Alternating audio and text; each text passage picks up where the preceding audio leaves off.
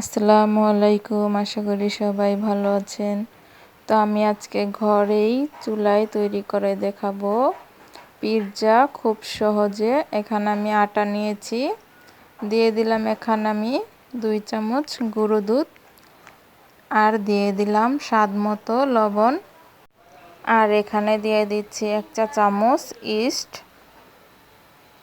তো এই যে গুঁড়ো দুধটা কিন্তু আমার ঘরেই তৈরি করে নিয়েছিলাম, এই গুঁড়ো দুধটাই আমি কিন্তু দিয়েছি। এখন একসাথে সবগুলো উপকরণ কিন্তু আমি মিশিয়ে নিচ্ছি হাত দিয়ে, ভালো করে একটু মিশিয়ে নিতে হবে ভালো করে। আমার এই রেসিপিটা ভালো লেগে থাকলে অবশ্যই একটা লাইক করবেন। এখন হাত দিয়ে ভালো করে মিশানোটা আমার হয়ে গিয়েছে। এখন আমি দিয়ে দিচ্ছি এখানে পানি। এখানে আমি কুসুম গরম পানিটা দিয়েছি। কুসুম গরম পানিটা দিয়েই কিন্তু এই ডোটা মথে নিতে হবে। তো অল্প অল্প করে পানি দিচ্ছি এখানে, না হলে নরম হয়ে যেতে পারে, তার জন্য।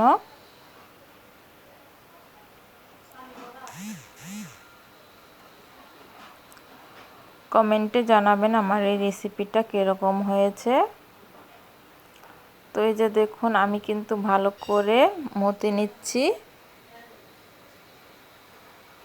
এই যে আমার ডোটা তৈরি হয়ে গিয়েছে, দেখতেই পাচ্ছেন। এখন আমি ঢেকে রেখে দিচ্ছি 1 ঘন্টার জন্য। তো এখানে আমি একটা চুলায় কড়াই বসিয়েছি, কড়াইটা কিন্তু আমার গরম হয়ে গিয়েছে। দিয়ে দিচ্ছি এখানে পরিমাণ মতো তেল। এখন এখানে দিয়ে দিচ্ছি আমি পেঁয়াজ কুচি। আমি এই পেঁয়াজটাকে একটু ভেজে নিব ভালো করে নেড়েচেড়ে।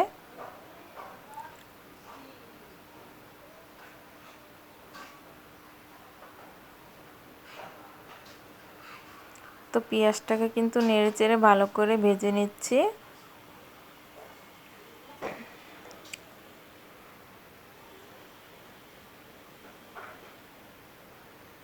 এখানে পেঁয়াজটা আমার ভাজা হয়ে গিয়েছে, তারপর দিয়ে দিলাম আদা রসুন বাটা। এখানে আমি অল্প একটু পানি দিয়েছি। এখানে দিয়ে দিলাম আমি সয়া সস অল্প একটু, আর এখানে দিয়ে দিচ্ছি মরিচের গুঁড়া।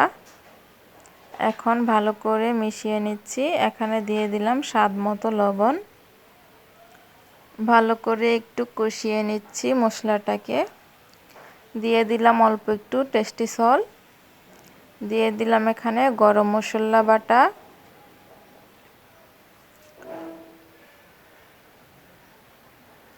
তো নাড়াচাড়া দিয়ে দিচ্ছি। আর নতুন নতুন রেসিপি পেতে অবশ্যই সাবস্ক্রাইব করে পাশে থাকবেন। এখানে আমি মুরগির মাংসটা দিয়ে দিলাম। এখন এই মুরগির মাংসটাকে আমি একটু ভালো করে রান্না করে নিচ্ছি।